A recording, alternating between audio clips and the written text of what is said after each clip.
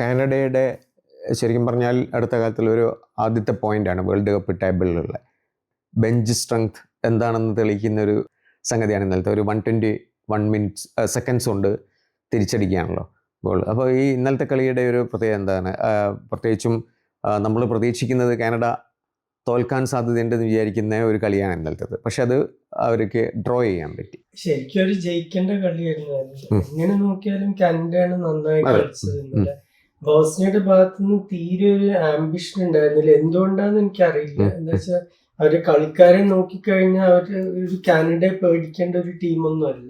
അവര് കളിക്കേണ്ടത് ബ്രസീലിനും അർജന്റീനയും ഒന്നും അല്ല. പക്ഷെ അവര് തുടങ്ങിയത് കണ്ടാൽ നമുക്ക് അങ്ങനെ തോന്നുമായിരുന്നു ശരിക്കും. പക്ഷെ അത്രയും നന്നായി കളിച്ചു കാനഡ. അവര് ബോൾ കീപ്പ് ചെയ്തു. പിന്നെ ഈ ജെസ്സി മാഷ് എന്ന് കോച്ച് ആ റെഡ് ബുൾ സ്കൂളിൽ നിന്നാണ്. റാൽഫ് റാഗ്നിക്കിന്റെ ടീംസ് ആണ് ഈ റെഡ് ബുൾ ടീംസ് മുഴുവൻ. അപ്പൊ വളരെ അഗ്രസീവ് ആയിട്ട് പ്രസ് ചെയ്യുന്ന ടീംസ് ആണ്. ഫ്രണ്ട് ഫുട്ട് കളിക്കുക, ഡിഫെൻഡ് ചെയ്ത് കളിക്കാൻ പോകുന്നില്ല. അപ്പൊ അങ്ങനെ തന്നെയാണ് കാനഡ കളിച്ചത്. പിന്നെ മികച്ച കുറെ പെർഫോമൻസ് ഉണ്ടായിരുന്നു മിഡ്ഫീൽഡിന്. ഇസ്മേൽ കോണ്, എസ്റ്റിക്കാവ്, ലിയം മില്ലർ ലെഫ്റ്റ് വിങ് നിന്ന്. പക്ഷെ ഫിനിഷിംഗ് ഇല്ല. ഈ രണ്ട് ഹോസ്റ്റ് ടീമും വെച്ച് നോക്കിക്കഴിഞ്ഞാല് USA ചാൻസസ് ഫിനിഷ് ചെയ്തു. കാനഡയ്ക്ക് അനേക ചാൻസ് കിട്ടി, ഫിനിഷ് ചെയ്യാൻ പറ്റിയില്ല. അതിന് പ്രധാന കാരണം ജോണത്തൻ ഡേവിഡ്, അവരുടെ മെയിൻ സ്ട്രൈക്കർ, ഫ്രാൻസിലുണ്ടായിരുന്നപ്പം അവസാനത്തെ 3 സീസൺ 25 ഗോളിന്റെ മേലെ അടിച്ചിട്ടുണ്ടായിരുന്നു ലീൽ എന്ന് പറഞ്ഞ ക്ലബിന്. യുവന്റസിലേക്ക് മാറിയതിനു ശേഷം കോൺഫിഡൻസ് ആകെ പോയിട്ട് കഴിഞ്ഞ സീസൺ ആകെ 8 ഗോൾ അടിച്ചത്. അപ്പൊ ആ കോൺഫിഡൻസ് ഇല്ലാത്തത് ശരിക്കും നമ്മൾ ഇന്നലെ കണ്ടു. അല്ലെ, ഈ ഞാൻ ചോദിച്ച ബെഞ്ച് സ്ട്രെങ്ത്തിനെ പറ്റി എപ്പോഴും ദിലീപ് പറയുന്ന കാരണം ഫുട്ബോളിൽ ഈ വാട്ടർ ബ്രേക്ക് കഴിഞ്ഞിട്ട് പ്രത്യേകിച്ച് അവസാനത്തെ 25 മിനിറ്റിൽ ഇപ്പൊ പല കളിയും മാറുന്നത് നമ്മൾ കാണുന്നുണ്ട്. അപ്പൊ സബ്സ്റ്റിറ്റ്യൂട്ട്സിനെ എങ്ങനെ ഉപയോഗിക്കുന്നു, അവർക്ക് എന്ത് ഇമ്പാക്ട് ഉണ്ടാക്കാൻ പറ്റും, അതനുസരിച്ചിട്ടായിരിക്കും പല റിസൾട്ടും ഈ ലോകകപ്പ്. അതുപോലെ അമേരിക്കയുടെ നമ്മൾ പ്രതീക്ഷിച്ചതിനെക്കാട്ടും നല്ലൊരു പെർഫോമൻസ് അല്ലേ ഇന്നലത്തെ? സ്റ്റേറ്റ്മെന്റ് ചെയ്യാണ്. അതെ, അതെന്തായിരിക്കും എങ്ങനെയായിരിക്കും അത് മുന്നോട്ട് പോകുന്നത്? ഇനിയിപ്പോ അവരുടെ മേലുള്ള പ്രഷർ കുറെ കുറഞ്ഞു. എന്താ വെച്ചാൽ അത് ടഫ്. നമ്മൾ പറഞ്ഞ പോലെ ഒരു പ്രവചിക്കാൻ പറ്റാത്തൊരു ഗ്രൂപ്പ് അതിൽ ടർക്കിയും ഓസ്ട്രേലിയയുള്ള എല്ലാം നല്ല ടീംസ് ആണ്. അപ്പൊ ഇത് ഇത്രയും വലിയൊരു ജയത്തിന് ശേഷം അവരിപ്പോ എങ്ങാനും ഇനിയിപ്പോ അടുത്ത കളികളിൽ പോയിന്റ് ഡ്രോപ്പ് ചെയ്താലും മിക്കവാറും അടുത്ത റൗണ്ടിൽ എത്തും. അപ്പൊ ആ ഒരു പ്രഷർ. പിന്നെ ഈ ഹോം ടീം ആകുമ്പോ എപ്പോഴും നല്ല തുടക്കം കിട്ടിക്കഴിഞ്ഞാൽ പിന്നെ കുറെ ദൂരം പോകാൻ പറ്റും. നമ്മൾ പണ്ട് കൊറിയയുടെ കാര്യത്തിലും റഷ്യയുടെ കാര്യത്തിലും ഒക്കെ കണ്ടിട്ടുണ്ട്.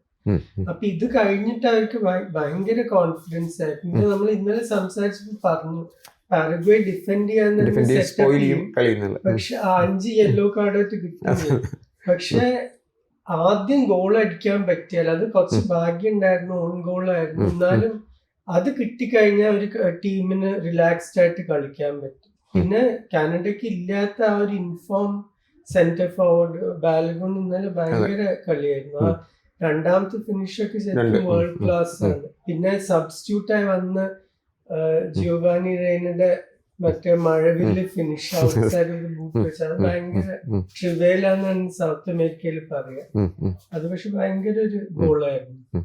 ഇന്ന് ഇപ്പം രാത്രി നടക്കാൻ പോകുന്ന 3 കളികളിൽ ഖത്തർ, സ്വിറ്റ്സർലാൻഡ്. അതിൽ എന്ന് വെച്ചാൽ ഖത്തറിന് കേരളത്തിൽ നിന്ന് ഒരുപാട് ആൾക്കാരിങ്ങനെ എന്താ പറയുക, ഒരു പുതിയൊരു ഫാൻ മൂവ്മെന്റ് ഉണ്ടാവുന്നുണ്ട്. അതെങ്ങനെയാണ് അതിൻ്റെ ഒരു പ്രിവ്യൂ എങ്ങനെയായിരിക്കും?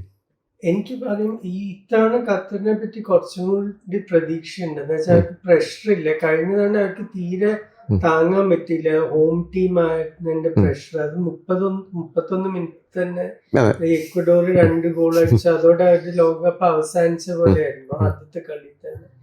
ഇത്തവണ ഹോം ഗ്രൗണ്ടിലല്ല കളിക്കുന്നത്. അത് കാരണം പ്രഷർ കുറവായിരിക്കും. പക്ഷെ അതൊരു പ്രായം കൂടിയ ഒരു സ്ക്വാഡാണ്. പിന്നെ ലോപ്പറ്റെഗ്വി കോച്ചായതിനു ശേഷം ആദ്യത്തെ 11 മാച്ചിൽ 1-1 ജയിച്ചത്. ഏഷ്യൻ ക്വാളിഫയിങ്ങിൽ അവസാന റൗണ്ടിൽ 12 ടീമുകളിൽ വെച്ച് ഏറ്റവും മോശം ഡിഫൻസീവ് റെക്കോർഡ് ഖത്തറിന്. 10 മാച്ചിൽ 24 ഗോള് കഴിഞ്ഞു. അവര് കളിക്കാൻ പോകുന്നത് യൂറോപ്പിലത്തെ ഒരു ഡാർക്ക് ഹോഴ്സ് ടീമാണ് സ്വിറ്റ്സർലൻഡ്. വളരെ നല്ല ഓർഗനൈസേഷനാണ്. കോച്ച് മുമ്പത്തെ ഒരു ലെജൻഡ് ആയിരുന്നു. കുറെ മികച്ച ചെറുപ്പക്കാരുണ്ട്. ഇപ്പൊ യോഹാൻ മൻസംബി എന്ന് പറഞ്ഞ ഒരു മിഡ്ഫീൽഡർ എന്ന് പറയാൻ പറ്റില്ല, പല പൊസിഷൻസും കളിക്കാൻ പറ്റും. ആ കളിക്കാരനൊക്കെ ഒരുവിധം ഒരു 5-10 ക്ലബ്ബ് നോക്കുന്നുണ്ട്. ഒരു ചുരുങ്ങിയത് ഒരു 50 മില്യൺ യൂറോനെങ്കിലും പോവും ഈ സീസൺ. ഫ്രൈബർഗ് യൂറോപ്പ ലീഗ് ഫൈനലിൽ എത്തിയപ്പോൾ അതിന്റെ ഒരു പ്രധാനപ്പെട്ട കളിക്കാരനായിരുന്നു. പിന്നെ വളരെ അനുഭവമുള്ള ഗ്രാനിറ്റ് ചാക്ക, റീമോ ഫ്യൂളർ അങ്ങനത്തെ മിഡ്ഫീൽഡേഴ്സ് ഉണ്ട്. മുമ്പില് ബ്രീൽ എംബോളോ. പിന്നെ പണ്ട് നമ്മൾ സ്വിസ് ടീം എന്ന് പറയുമ്പോൾ വെള്ളക്കാരുടെ ഒരു ടീമാണ്. ഇപ്പൊ മുഴുവൻ ഇമിഗ്രൻസ് ആണ്. ഇപ്പൊ എംബോളോ കാമറൂണിന്നാണ്, ഡാൻ എൻഡോയെ ഇമിഗ്രന്റ് ആണ്, ഒക്കഫോർ നൈജീരിയൻ ആൻസിസ്ട്രി ആണ് തോന്നുന്നു, അതേപോലെ മൻസാംബി ആഫ്രിക്കൻ ഇതാണ്. അപ്പൊ അങ്ങനത്തെ അവർക്ക് ആ ക്ലൈമറ്റ് ഒരു പ്രശ്നമായിരിക്കില്ല. ഇപ്പൊ ഖത്തറിന് ഈ കളി വളരെ ടഫായിരിക്കും. എന്റെ അഭിപ്രായത്തിൽ ആ ഗ്രൂപ്പിൽ ഏറ്റവും ശക്തമായ ടീമാണ് സ്വിറ്റ്സർലൻഡ്. ഈ പറഞ്ഞ മലയാളി ഒരു ആവേശം ഉണ്ടല്ലോ, അതിന്റെ ഒരു സാധ്യതകൾ നമുക്കറിയില്ല, എന്നാലും അതിന്റെ ഒരു സാധ്യത സബ്സ്റ്റിറ്റ്യൂട്ട് ആയിട്ട് ചിലപ്പോ ഇറങ്ങും. നല്ലൊരു വിങ്ങറാണ്, പക്ഷെ ഫിസിക്കാലിറ്റി ബുദ്ധിമുട്ടായിരുന്നു. സ്വിറ്റ്സർലൻഡ് നല്ലൊരു സ്ട്രോങ് ഫിസിക്കൽ ടീമാണ്. ഈ കളിക്കാരാണെങ്കിൽ ഹൈറ്റും സൈസും ഒന്നുമില്ല. അപ്പൊ അവരുടെ മിഡ്ഫീൽഡ് വളരെ ശക്തമായൊരു മിഡ്ഫീൽഡാണ് സ്വിറ്റ്സർലൻഡിന്റെ. പിന്നെ ഖത്തർ ജയിക്കണമെങ്കിൽ അവരുടെ എക്സ്പീരിയൻസ്ഡ് ആയിട്ടുള്ള കളിക്കാർ, Akram ആഫിഫ്, Alamos Ali centre forward, പിന്നെ അൽഹൈഡോസ് മിഡ്ഫീൽഡ് എത്രത്തോളം കളിക്കുന്ന എനിക്കറിയില്ല. പക്ഷെ ഇവര് 3 പേരും കൂടി 425 ക്യാപ്പായിട്ടുണ്ട്. പക്ഷെ ഞാൻ പറഞ്ഞ പോലെ പ്രായമായ ഒരു എക്സ്പീരിയൻസ് സ്കോറാണ്. അപ്പൊ എത്രത്തോളം അവർക്ക് 90 മിനിറ്റ് കളിക്കാൻ പറ്റുമെന്ന് എനിക്കറിയില്ല. ഓസ്ട്രേലിയയും ടർക്കിയാണ് മറ്റൊരു കളിയുള്ളത്.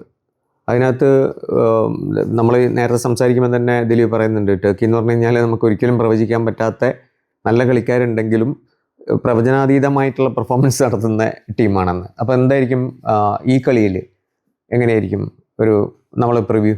ഈ കളി ഓസ്ട്രേലിയ മിക്കവാറും ഒരു 90 മിനിറ്റും ഡിഫെൻഡ് ചെയ്യേണ്ടി വരും. എന്താ വെച്ചാൽ ടർക്കിക്ക് അത്രയും മികച്ച കളിക്കാരുണ്ട്. കീനാൻ യിൽഡിസ്, റിയൽ മാഡ്രിഡിന്റെ ആർഡ ഗുളർ, ഇവരൊക്കെ ലോകത്ത് തന്നെ ഏറ്റവും മികച്ച ചെറുപ്പക്കാരിൽ പെടുന്നതാണ്. അപ്പൊ അവരെ പറ്റി വലിയ പ്രതീക്ഷയുണ്ട്. പിന്നെ മിഡ്ഫീൽഡ് കലാനോഗ്ലു, അങ്ങനത്തെ കുറെ നല്ല കളിക്കാരുള്ള ഒരു തലമുറയാണ് ഇപ്പൊ ടർക്കിക്ക്. അവരെ പറ്റി എനിക്ക് വലിയ പ്രതീക്ഷയുണ്ട്. ഒരു ലാസ്റ്റ് 16 വരെങ്കിലും എത്താൻ കഴിവുള്ള ഒരു ടീമാണ് ടർക്കി. ഓസ്ട്രേലിയ ആണെങ്കിൽ അവര് എപ്പോഴും വളരെ ഫിസിക്കലായി കളിക്കുന്ന ഒരു ടീമാണ്, സോളിഡ് ആയിരിക്കും.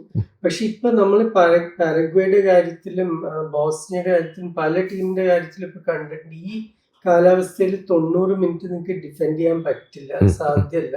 വിത്തൗട്ട് ദ ബോൾ കളിക്കാൻ വലിയ ബുദ്ധിമുട്ടാണ് ചൂടുള്ള. അപ്പൊ ടർക്കിക്ക് 60% ബോൾ പൊസിഷനൊക്കെ ഉണ്ടെങ്കിൽ തീർച്ചയായും ഒരു 70 മിനിറ്റ് ഒക്കെ കഴിയുമ്പോൾ അതിന്റെ ഇഫക്റ്റ് കാണും ഓസ്ട്രേലിയൻ കളിക്കാരുടെ മേലെ. പിന്നെ ബെഞ്ച് എങ്ങനെ ഉപയോഗിക്കണമെന്നൊക്കെ അനുസരിച്ചിരിക്കും. ഓസ്ട്രേലിയക്കും കൗണ്ടർ അറ്റാക്കിൽ ഗോൾ അടിക്കാൻ പറ്റുന്ന കുറച്ച് കളിക്കാരുണ്ട്. പക്ഷെ ഇത് ടർക്കി ഡോമിനേറ്റ് ചെയ്യുന്ന ഒരു കളിയായിരിക്കും. ഹെയ്റ്റി സ്കോട്ട്ലൻഡിലോ? അത് ഞാൻ അന്നൊക്കെ പറഞ്ഞിട്ടുണ്ടായിരുന്നു, എനിക്കൊരു പേഴ്സണൽ ഇൻവെസ്റ്റ്മെന്റ് ഇല്ലാത്തൊരു ലോകകപ്പ്. ഇപ്രാവശ്യം പക്ഷെ വ്യത്യാസം, സ്കോട്ട്ലൻഡ് എപ്പോഴും എന്റെ ടീമാണ്, പക്ഷെ ഒരിക്കലും നന്നായി ചെയ്യാത്തൊരു ടീമാണ്. അപ്പൊ ഒരു പ്രതീക്ഷ ഇല്ലാതെയാണ് എല്ലാ തവണയും പോവുക. പക്ഷെ ഇത്തവണത്തെ സ്കോട്ട്ലൻഡ് ടീം അവർ ക്വാളിഫൈ ചെയ്ത അവസാന നിമിഷങ്ങളിൽ ഡെൻമാർക്കിനെയൊക്കെ തോൽപ്പിച്ചിട്ടാണ്. കുറച്ച് മികച്ച ഫോമിലുള്ള കുറച്ച് കളിക്കാരുണ്ട്. സ്കോട്ട് മെക്ടോമിനെ ഇപ്പൊ നാപ്പോളി കഴിഞ്ഞ സീസൺ ലീഗ് ജയിച്ചപ്പോ മാരഡോണയ്ക്ക് ശേഷം അവർക്ക് ഉണ്ടായിട്ടുള്ള വലിയൊരു സൂപ്പർ സ്റ്റാർ സ്കോട്ട് മെക്ടോമിനി ഉണ്ട്. ജോൺ മെഗിൻ ആസ്റ്റൺ വില്ലയ്ക്ക് മികച്ച പ്രകടനമായിരുന്നു യൂറോപ്പ ലീഗിലൊക്കെ. പിന്നെ ലിവർപൂളിന്റെ 8-9 കൊല്ലം ലെഫ്റ്റ് ബാക്ക് ആയിരുന്ന ആൻഡ്രൂ റോബർട്ട്സൺ ആണ് ക്യാപ്റ്റൻ. ലോറൻസ് ഷാങ്ക്ലൻഡ് ഹാർട്സിന്റെ നല്ല ഫോമിലാണ് സെന്റർ ഫോർവേഡ്. ഇല്ലാത്തത് അവർക്ക് ഒരു സോളിഡ് ഡിഫെൻസീവ് ബേസ് ആണ്, ഒരു ആവറേജ് ഡിഫെൻസ് ആണ്. പക്ഷെ ഹൈറ്റിനെതിരെ ജയിക്കേണ്ടതാണ്. അവർക്ക് ഒരു വളരെ മികച്ച കളിക്കാരൻ വിൽസൺ ഇസിഡോർ സണ്ടർലൻഡിന് കളിക്കണം. പക്ഷെ മര്യാദക്ക് കളിച്ചാൽ ഇത് സ്കോട്ട്ലൻഡ് ജയിക്കേണ്ട ഒരു കളിയാണ്.